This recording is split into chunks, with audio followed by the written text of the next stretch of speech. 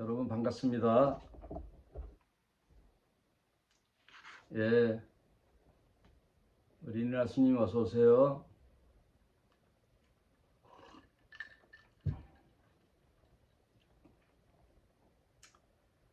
에, 어, 오늘은 마태복음 9장 하겠습니다. 9장 8장에 이어서 9장이 나오는 거죠. 원래 구약 신약이 이렇게 장절이 없었어요. 그건 아시죠? 기본으로 알고 계셔야 돼요. 후대의 학자들이 또 성경 인쇄하는 연구하는 사람들이 편집하고 읽기 좋게 장과 절을 구분했을 뿐이에요.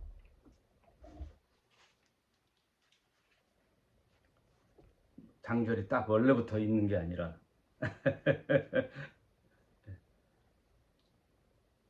그리고 구약의 대부분 66권 책의 제목도 그 텍스트북 그 서책의 제일 첫 머리말, 창세기 제니시스라는 말이 그 책의 첫 단어란 말이에요. 그걸 제목으로 쓰고 마가가 전해준 복음서, 마태가 전해준 복음서. 그런데 마태가 썼다는 것으로 알겠지만 사실은 그 마태 공동체의 이름이 간 거죠. 대표 이름. 예수님의 제자를 대표해서 두고 항상 베드로가 등장하잖아요. 그러면 어떤 제자의 대표성이죠. 베드로란 말에 제자의 말과 행동과 그런 것들이 다 들어있는 거예요. 꼭 베드로만 지칭하는 게 아니죠. 아담 하면은 아담 속에 개인 아담과 인류가 포함되어 있는 거예요. 이렇게 더블 미닝이라 그랬죠. 항상 이중 의미. 그래서 8장을 다 이어서 이렇게 가는 거예요. 원래 9장이 없는 8장으로 이어서 마태에서는 가다라 지방이라고 나왔는데 다른 복음서엔 거라사 지방의 두 광인, 귀신 들린 자. 예수님은 그게 목표였죠. 그 귀신 들린 자를 향해 가는 거예요. 사람들의 반응에는 별로 관심이 없어요. 예수님은. 이런 것들을 좀 이제 저와 여러분이 오래된 신자로서 그런 걸 캐치해내야 돼요. 성경에서 이런 말들을 통하여 다른 그런 의미들을 한번 이제 캐치해내야 되는 거예요. 예수님은 성경에서 복음서에 보면은 3번 울으셨다. 울었던 얘기는 나오는데 예수님이 박장대소하시면서 웃으셨다 이런 말이 안 나오죠. 경건하게 써야 되니까. 그리고 예수님 말이 다 반말이죠. 너희들은 이렇게 하라. 아니죠. 뭐 판단하기 다른데 저는 항상 예수님 존댓말 썼다고 보거든요. 거의 비슷한 연배. 어저께 성경 모임에 한 분이 저한테 예수님 그 제자들 중에 같은 동시대 사람들인데 베드로를 보니까 장모도 있고 그런 거 보니까 연장자인가요? 그건 잘 모르겠죠. 근데 한 동시대 동연배 정도 되는데 성경에 보면 다 반말로 하죠. 그리고 제자들은 다 존댓말 쓰고 그러니까 이런 종교적인 신화화랄까 이런 것들을 사실 이제 빼야 되는 거죠. 권위적이고 뭐 여러분 무당들 점 보러 가진 않으셨죠, 여러분들은? 근데 드라마나 뭐 누구 얘기 들어보면 다 무당들은 반말이죠. 반말 찍찍하죠. 저는 예수님은 존대어를 썼다. 이런 건 뭐 원고에도 없는 얘기가 툭툭 나와. 예수님은 어떤 인간들의 반응에 따라 움직이시는 분이 아니에요. 큰 표적을 일으키고 막 귀신들도 내쫓고 병자들을 고치고 그러니까 많은 자들이 따라다녔는데 오히려 예수님은 회피하죠. 도망가지요. 그 자리를 피하지요. 그래서 배를 타고 가로질러. 갈릴리가 얼마나 넓으면 보통 바다라고도 호수, 갈릴리 호수, 갈릴리 바다, 디베레아 바다라기도 하죠. 거기를 배 타고 완전히 가로질러 반대편에 거라사 지방에 가는 거예요. 가서 귀신 들린 두 광인을 해방시켜 주죠. 그 두 광인을 해방시켰다는 것에 초점도 있지만 그 넓은 의미는 이 세상이 지금 귀신 들린 세상이잖아요. 사단에 사로잡힌 이 세상, 또 나라로 볼 때는 로마라는 제국주의에 억압받는 이스라엘 민족, 유대인들에 대한 자유, 여러 가지 의미가 있는 거예요. 그리고 오늘날 독자들이 읽을 때 그 또 의미가 다른 거죠. 다 같은 뜻이에요. 그런데 구장 한번 읽어볼게요. 예수께서 배에 오르사, 똑같이 배에 오르시죠. 가버나움에서 타고 갈 때에도 배에 오르사 23절에 건너가 본 동네에 이르시니, 아까 출발했던 그 장소, 거기 가버나움, 글로 다시 가는 거예요. 거기가 본 동네예요. 그래서 가버나움이 예수님의 하늘나라 운동, 천국 운동의 본거지예요.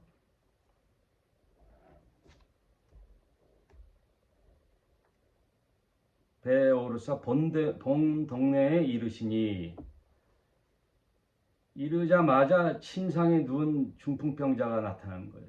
그러니까 예수님이 오셨다는 게 또 예수님만 기다리고 있으니까. 근데 그 전에 그 거라사 지방에 갔을 때에 그 두 광인을 자유롭게 치료해 줬다면, 지난 시간에도 말씀드렸지만 엄청난 사건이잖아요. 그러면 과연 이분이 어떤 분일까 하고 궁금할 거 아니에요. 그런데 거라사 지방은 예수님의 그 행적보다도 재산 손실, 물질의 손실을 더 크게 보는 거예요. 그러니까 이 반응이 굉장히 중요해요. 반응. 인간들의 반응. 항상. 마찬가지로 요한복음 4장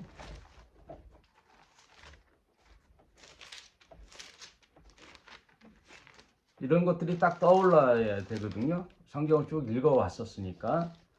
요한복음 4장 40절에 보면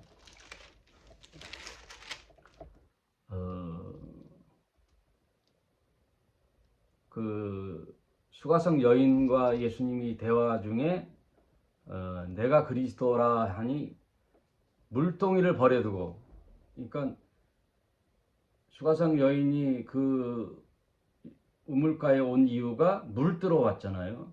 물 뜨러. 그런데 그것도 물동이를 내버려 두고 이런 작은 이야기도 놓치지 않아요. 성경에는 내버려 두고 동네에 들어가 자기가 그리스도를 만났다는 걸 전하니까 지금 이 사마리아 사람하고 이 거라사 사람들을 비교하는 거예요.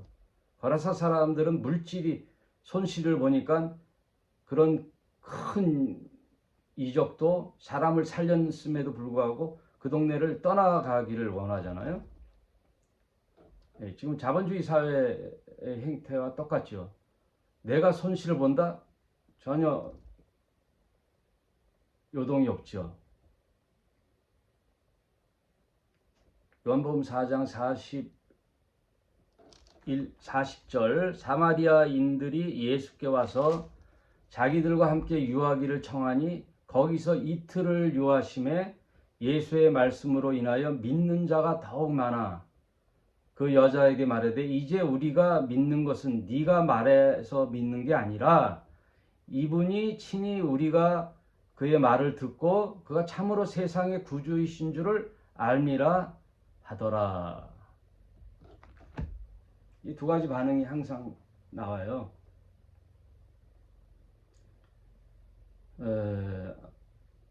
창세기의 선악과 앞에서의 아담과 하와 이 자들도 두 가지 반응이 나오죠. 하나님이 먼저 뭐라 그러죠?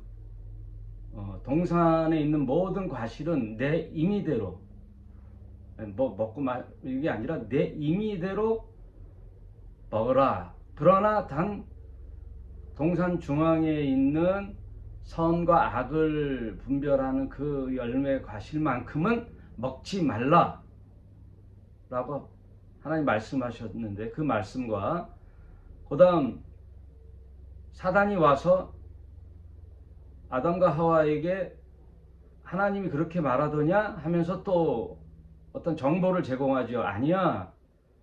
하나님 그 말을 한 이유는 사실은 말이야. 그 선악과가 엄청난 능력이 있어. 왜? 그걸 먹는 날에는 하나님과 같은 엄청난 신적 존재가 돼. 그것 때문에 하나님이 방지하기 위하여 그거를 너한테 못 먹게 금하게 한 거야. 들어보니까 그럴듯하잖아요. 그럴듯한단 말이에요. 가짜 뉴스들이 다 그럴듯해요. 그러면 이제 두 가지 정보가 있잖아요. 하나님의 말씀과 사탄의 말 두 가지 가지고 선택하는 게 믿음이에요. 예? 믿음이라는 게 그게 아니라 어떤 정보에 의하여 내가 뭘 선택하느냐 이거예요. 예? 지금 모든 일들이 다 그래요. 지금 진영 논리도 똑같아요. 누구의 말을 믿느냐? 누구의 매체의 정보를 믿느냐?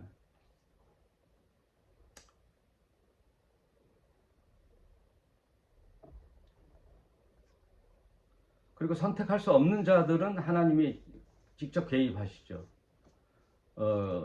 귀신 들린 두 광인 선택할 수 있어요, 없어요? 선택할 수 없죠. 예수께서 지시하시잖아요. 광인에게 네가 나를 믿느냐 안 하지요. 귀신을 내쫓는 거죠. 어떤 정보를 판단해서 이게 옳고 그른지를 수용할 수 있는 나이가 있죠. 네, 그게 제2의 자아 발견이죠. 그러므로 중학교 정도, 그러니까 어린아이들은 선택을 할 수가 없죠. 그러니까 이런 것들이 굉장히 중요한 게 여러분 주일학교 애들한테 방언을 가르치는 사람 순복음교회는 주일학교 4, 5, 6학년만 돼도 방언을 해요. 가르쳐요. 그리고 그 부모들이 교회에서 어린아이들이 방언하고 엄청난 찬양을 하고 무슨 부흥회처럼 집회를 한다? 기특하게 봐요. 기특하게. 이 방송을 또 우리 보면 말하지 말아야지 그러면. 네?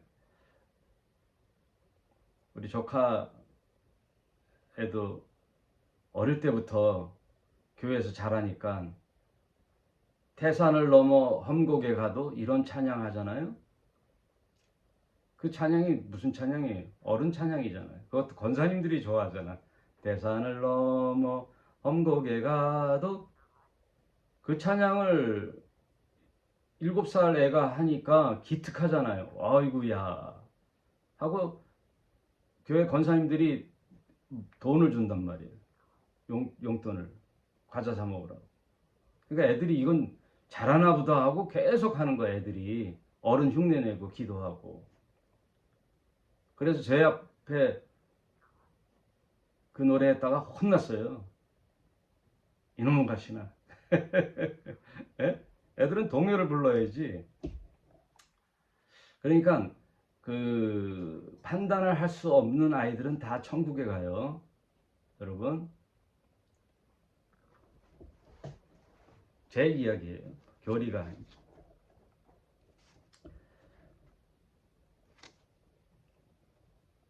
그래서 이런 정보를 놓고 성경을 놓고 반응이 나오지요. 우리 마을에 더 유하소서. 그래서 요한복음 4장에 보면은 다 그 마을에 믿는 자들이 많아지더라 그러잖아요. 반응에 따라. 거라사 지방은 우리 지방에서 떠나기를 원하잖아요. 그러면 예수님은 떠나요. 유하기를 원하면 예수님 유해요. 삭개오를 찾아가요. 예수님이.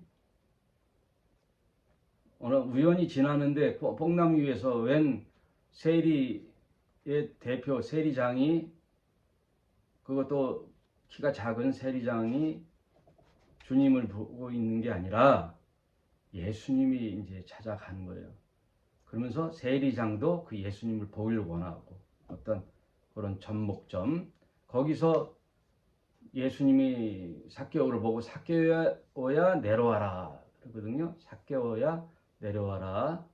오늘 내가 너희 집에 유하여야 되겠다 할 때 삭개오가 가서 자신의 있었던 모든 이야기들을 다 털어놓죠. 반응이에요. 믿음은 반응이에요. 아무튼 이제 9장 계속 읽어 보겠습니다.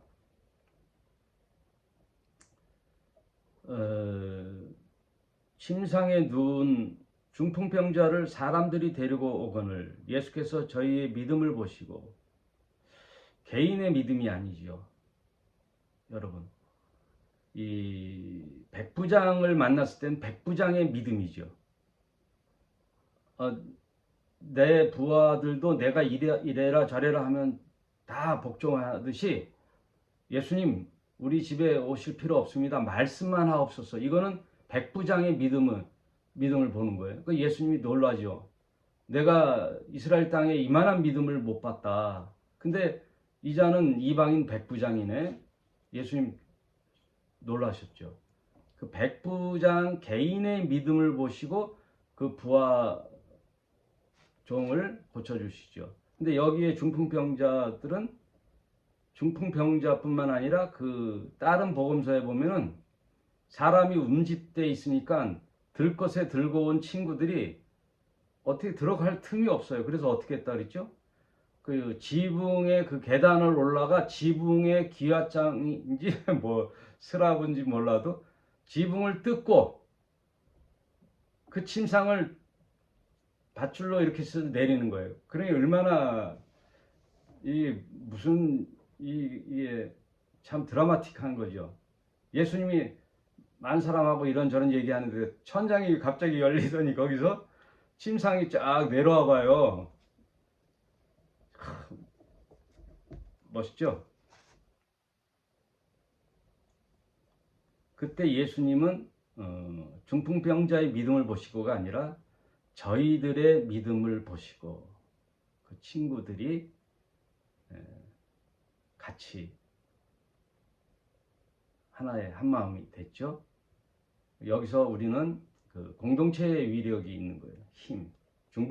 중보기도의 힘. 개인 믿음도 말씀하시지만 그 믿는 자들이 모여 교회 공동체에서 드리는 그 중보의 기도. 그게 굉장히 파워가 있는 거죠. 개인의 기도가 아니에요. 교회 공동체의 공동의 기도. 소자야 안심하라 내 제사함을 받았느니라.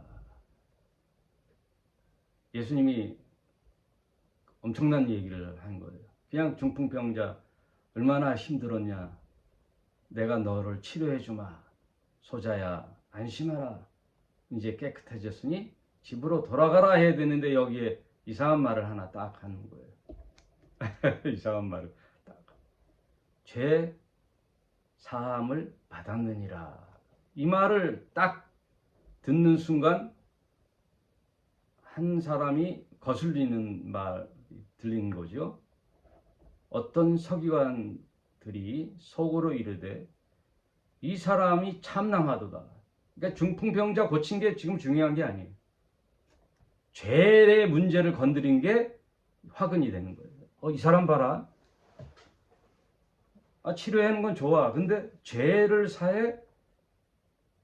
이건 선을 넘었네. 서기관들은 굉장히 율법적인 감시자거든요.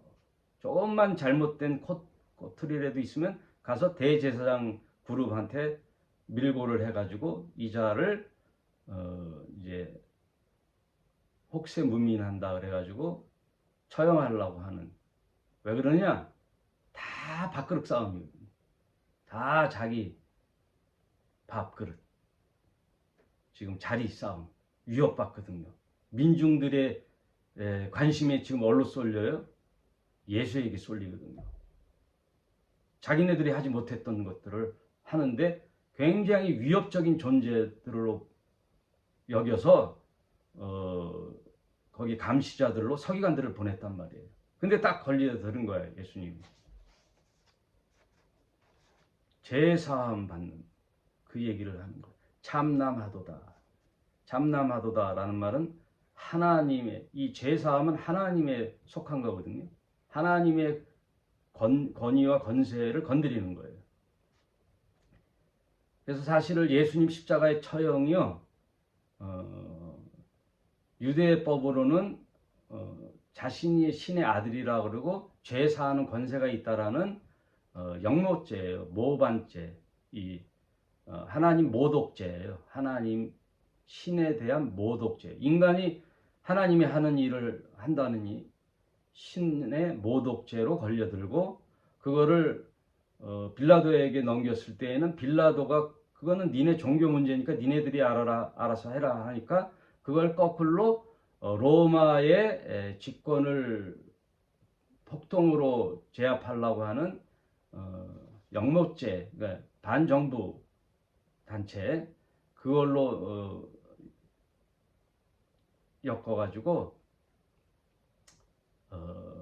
십자가의 처형으로 하는 거예요. 로마 법에 죽게 하는 거죠. 그러니까 그 당시나 지금이나 다 이 정치 세력들이나 다 술수예요.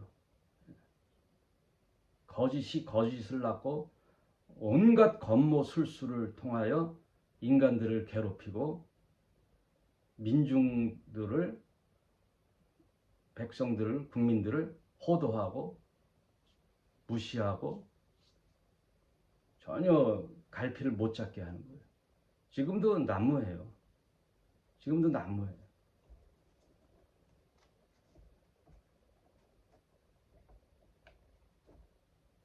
예수께서 4절에 그 생각을 아시고 가라사대 너희가 어찌하여 마음에 악한 생각을 하느냐. 악해요.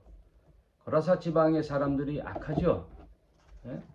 돼지의 손실만 봤잖아요. 그 광인이 살았는 거 무슨 돼지 그깟 돼지 재산 손실로 사람을 살렸는데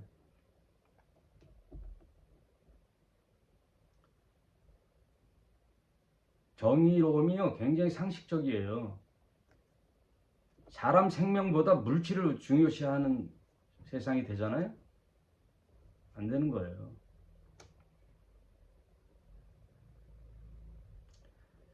예수님은 한 두 사람의 광인을 위하여 그 목숨 걸고 가는 거란 말이에요. 배를 타고 바다, 광풍이 일고 파도가 넘치는, 제자들이 다 죽겠습니다. 이러다 바다에 다 빠져 죽겠습니다.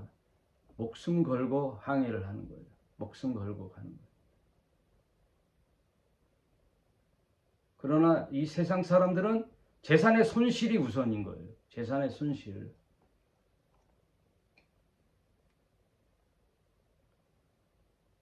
대체로 진리냐 아니느냐 판단하는 거는 여러분 어렵지가 않아요. 뭐를 더 중요시하고 우선순위 하느냐. 재산의 손실. 내가 이 일을 했을 때 나한테 무슨 손해가 있나?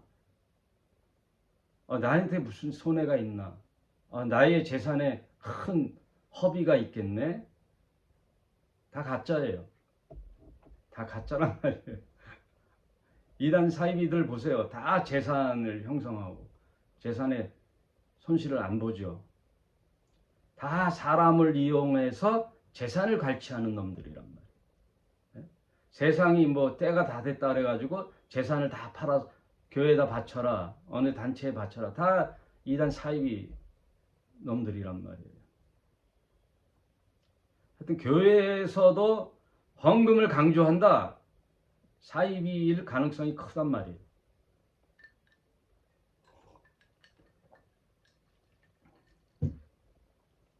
그러니까 어렵지가 않아요. 이렇게 진리와 비진리의 분별법이 굉장히 상식적이면서 자본주의에 쩔어 있는 인생들이잖아요. 오늘날 현대인들은. 그러니까 돈과 자본과 진리를 놓고 딱 뭐가 우선이냐를 딱 보면 나타나는 거예요. 보통들 나타나는 거예요.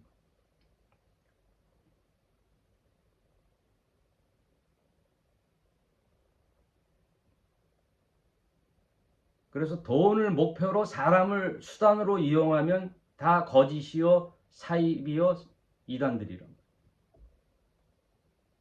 근데 진리는 사람이 목표요, 다른 건 다 수단이에요. 방법이에요.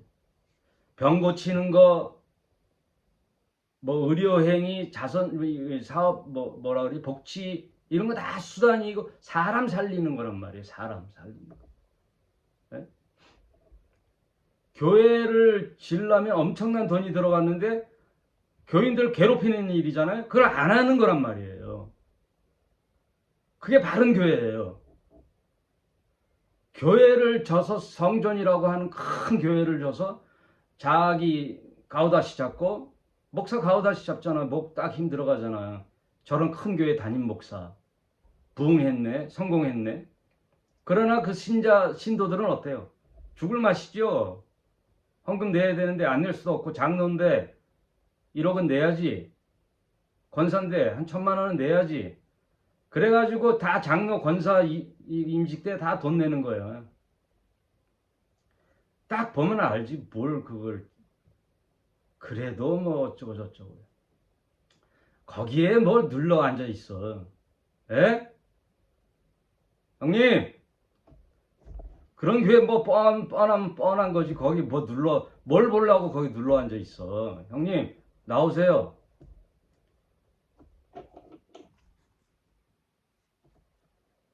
이왕 하려면 제대로 해야 돼요. 또 급발진하네. 딱 분별하기 쉽죠? 하여튼 교묘하게 해서 돈 뜯으면 다 가짜예요. 그래서 예수님이 딱 또 문제를 질문을 하는 거예요. 예수님은 참 재미있으신 분이죠. 5절에 내 제사함을 받으라 하는 말과 일어나 걸어라 하는 말이 어느 것이 쉽냐? 이렇게 물어보잖아요. 네? 여러분 어느 게 쉬워요? 말과 행동 중에 뭐가 쉬워요? 말이 쉽잖아요. 내 제사함 받았어. 사형리, 우리 전도할 때 사형리. 하나님과 인간이 이랬는데 인간이 선악과를 따먹어서 하나님과 결별돼 벌어졌어. 그게 죄야. 그래서 사형리 책자 보면은 이렇게 하나님, 인간 그 가운데 다리가 생겼어. 그게 예수님의 십자가야. 그래서 일로 건너면 돼. 그러면 예수님 믿으면 제사함 받아. 에? 그러면 다 천국 가는 거야. 믿을래? 오늘 나를 따라 고백하면 너 천국 백성 되고 믿는 거야. 자, 따라해봐. 하나님, 하나님. 결신 그 기도까지 다 나. 사형리 그거 CCC 한국 그 대학생 선교회 또 무슨 전도협회 다 그걸 했잖아. 사형리. 진리와 복음을 다 팔아먹은 거야. 그게. 말하는 건 쉽잖아요. 말하는 거. 그래? 하나님 믿어요? 믿어요.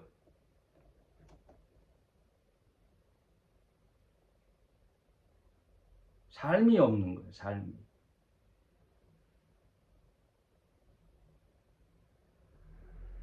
진리를 뭐 하나 알지도 못하고 사형리만 가서 전하는 거예요. 그 알지도 못하고 전하면 손 가짜를 전하는 거란 말이에요. 나부터 하나님과 진정한 만남 이후에 그게 수신이에요. 자신을 아는 거예요. 제가 나의 가정과 내 자식들 치국, 나라, 평천하 점점점 나아가는 거예요. 되지도 않은 인간들이 평천하, 치국 이렇게 거꾸로 하는 거예요.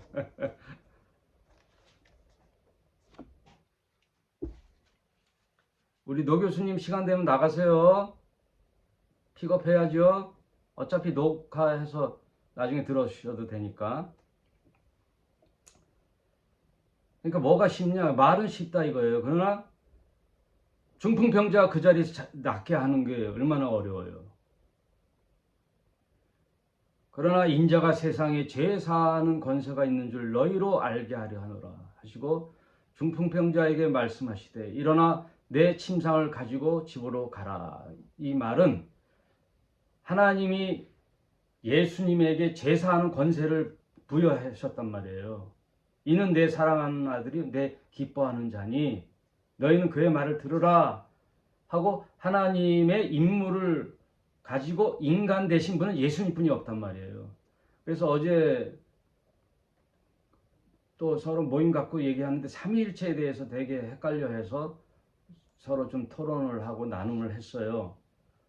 하나님이 이 땅에 아들 예수를 보내서 그 아들 예수가 인간 되어 오신 분은 예수님이란 말이에요. 성부 하나님이 아니에요. 예수님이에요. 그리고 제사함의 건세로 해서 이 세상을 구원으로 이끌어 십자가에 하나님께 바친 바 되는 모든 대속 제물이 되어 십자가의 죽으심과 부활로서 길을 열어놓으시고 나머지 미션을 다 성령님 오고 오는 세대에 믿는 자들에게 부어지는 성령을 통하여 예수님이 하신 일들과 말씀을 생각나게 하시고 하나님의 뜻에 순종하게 하는 분은 성령이란 말이에요. 다 이게 각기 세 분의 역할이 틀리단 말이에요. 그러나 본질적으로 하나 되신 신이시란 말이에요. 하나님이에요. 하나님이 예수님을 낳은 게 아니에요. 창조한 게 아니란 말이에요. 그 삼위일체는 나중에 또 한번 다시 얘기하고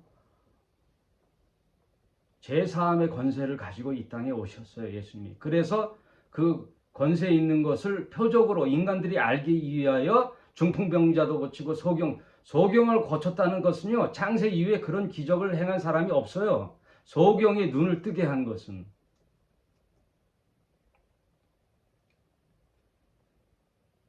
지금도 의술이 암만 발전해도 소경이 눈을 떠요? 다 개안 수술을 하는 거지.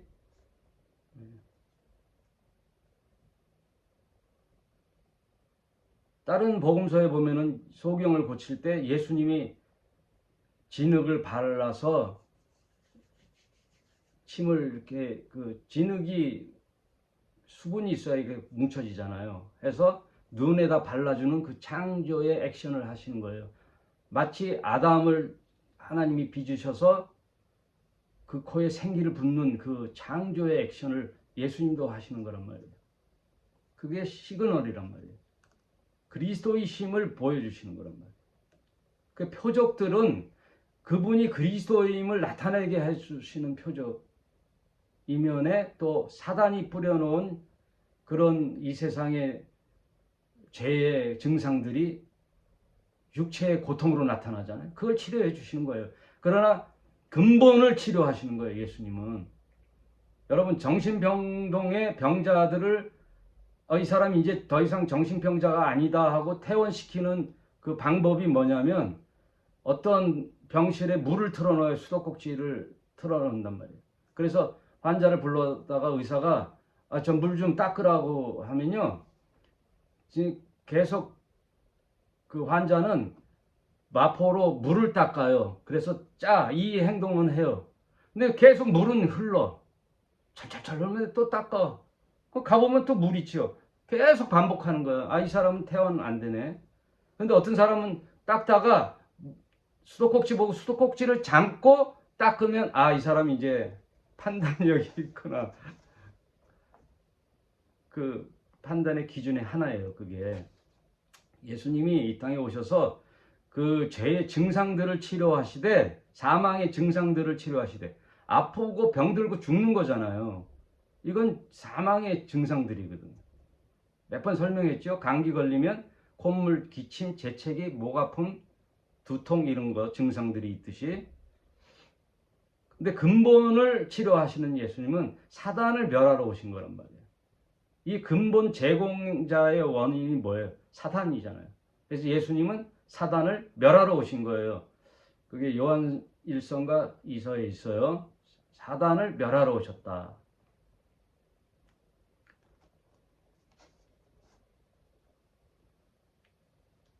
7절 그가 일어나 집으로 돌아가거늘 무리가 보고 두려워하여 이런 권세를 사람에게 주신 하나님께 영광을 돌리니라.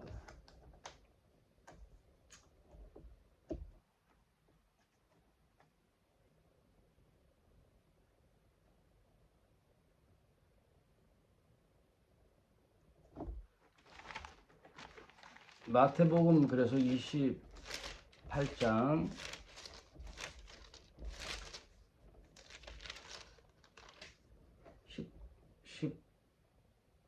18절 28장 18절 끝에 다시 한번 제자들에게 확증해 주죠. 예수께서 나와 일러 가라사대 하늘과 땅의 모든 권세를 내게 주셨으니 그러므로 너희는 가서 모든 족속으로 제자를 삼아 아버지와 아들과 성령의 이름으로 세례를 주고 이것도 삼위일체가 나오죠. 세례를 주고 내가 너희에게 분부한 모든 것을 가르쳐 지키게 하라. 볼지어다 내가 세상 끝날까지 너희와 항상 함께 있으리라. 그건 뭐예요? 성령의 임재. 예수님이 떠나 이제 승천하실 기약이 온다 그러죠. 승천하심으로 그 바톤을 이어받아 성령이 예수님의 사역을 이어가는데 하나님이 아들에게 준 권세 있죠. 하늘과 땅의 모든 권세를 내게 주셨다 이거예요. 아들 예수께. 그럼 이 권세를 누구에게 줘요? 성령에게 이양되는데 이 성령을 받는 사람에게 가는 거죠. 사람. 제자들에게 그 위임해 준 거. 이게 그래서 더 그레이트 커미션 대위임 명령이에요. 마태복음 28장 19절 20절이 대위임 명령, 위임하는 거예요. 예수님은 떠나도 그 하늘나라 운동을 누가 이어받아요? 제자들이 이어서 하는데 그 제자들이 인간적으로 해요? 안 하죠. 성령이 임하시면. 이 성경은 다 이게 이렇게 맥락과 일관성이 있단 말이에요. 그러니까 일관성이 있어서 진리예요. 창세기부터 요한계시록까지 일관성이 있는 거예요. 이랬다 저랬다 하는 게 아니에요. 사람의 반응에 따라 하는 게 아니란 말이에요. 일관성이 있게. 그래서 성령을 받고 성령과 함께하는 모든 제자들이 제사함의 권세가 있는 거예요. 복음을 전하는 거예요. 그래서 너희가 땅에서 매면 하늘에서도 매일 것이요 땅에서 풀면 하늘에서 풀리리라. 왜? 권세를 제자들에게 위임하고 가셨기 때문에. 그러므로 저와 여러분이 만약에 성령과 함께 한다면 엄청난 권세를 쥐고 있는 거예요. 복음 전하는 권세를 가진 거예요, 여러분들이. 사람 살릴 수도 있는 거예요.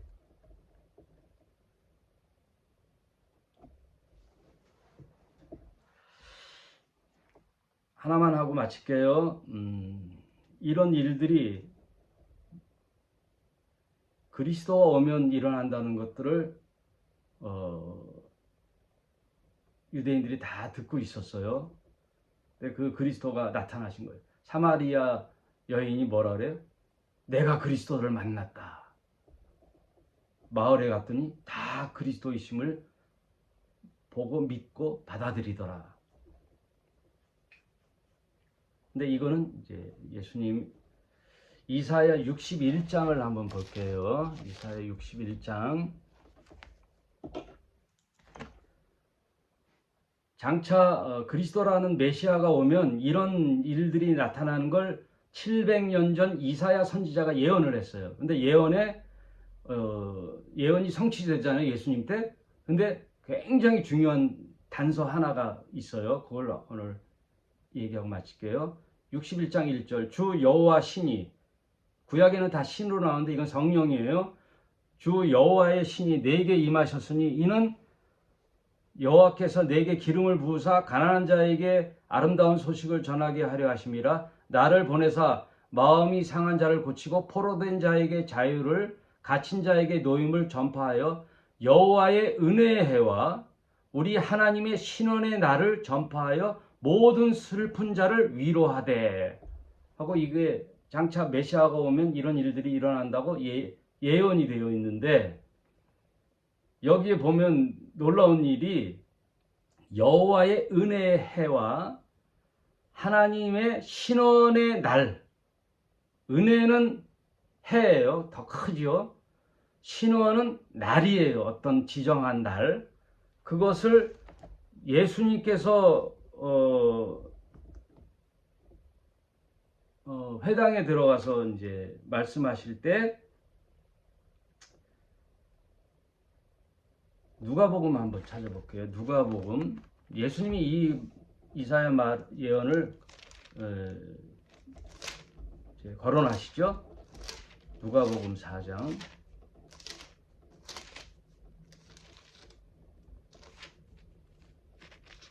18절. 주의 성령이, 주의 신, 하나님의 신이라고 그랬죠. 이사야서.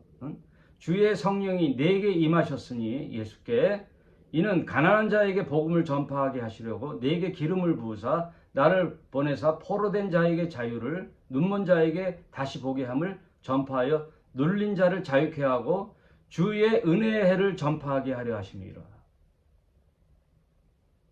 이 책을 덮어 그 말을 맡은 자에게 주시고 앉으시니 회당에 있는 자들이 다 그를 주목하더니 이 말이 오늘, 이 글이 오늘 너희 귀에 응하였다. 예언이 성취되었다. 당신이 그리스도다 이 얘기예요. 근데 여기서 중요한 게 예수님이 얘기한 건 은혜해뿐이 없어요. 근데 이사야서에서는 주의 은혜의 해와 하나님의 신원의 날일 두 가지가 있는데 예수님은 은혜의 해만 언급하시죠. 그래서 예수님은 초림이에요. 지금 예수님이 하시는 일은 초림의 일만 하시는 거예요. 굉장히 디테일하시는 거예요. 초림에는 은혜의 해만 선포하시는 거란 말이에요. 그럼 초림이 있다는 것은 뭐예요? 예수님이 재림의 때가 있다는 거예요. 지금 시작했으나 아직 완성되지 않은 하나님 나라 운동을 제자들에게 위임해 주면서 너희가 이제는 계속 제자들을 베풀어 신원의 날이 완성되는 날이 있다라는 거예요. 그게 뭐예요? 주님 재림하시는 날, 하나님의 신원의 날이 임하는 날이 있다는 거예요.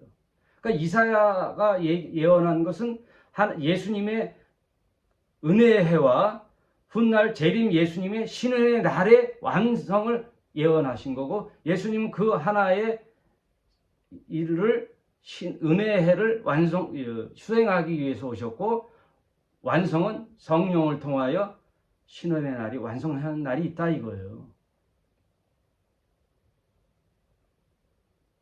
이게 요한계시록까지 완전히 하나가 되는 거예요. 그 일을 지금 예수님은 수행해 나가시는 거예요. 성경은 자세히 보면 이런 부분까지 아주 디테일하게 말씀해 놓고 있다는 거예요. 여러분 아셨죠? 오늘 여러 가지 말씀 중에 여러분들 진리의 말씀을 잘 담고 여러분의 삶에 능력이 나타나야 돼요. 말로만 하셔는 안 돼요. 여러분이 능력이 나타나야 돼요. 복음의 능력이 나타나야 돼요. 승리하는 능력이 나타나야 돼요. 말만 하지 말고. 사랑 맨날 말만 하지 말고. 여러분 좋은 날 되시고 맛있는 점심 해 드시고 한 주간 승리하는 저와 여러분이 되시길 바랍니다. 오늘 여기까지 하겠습니다.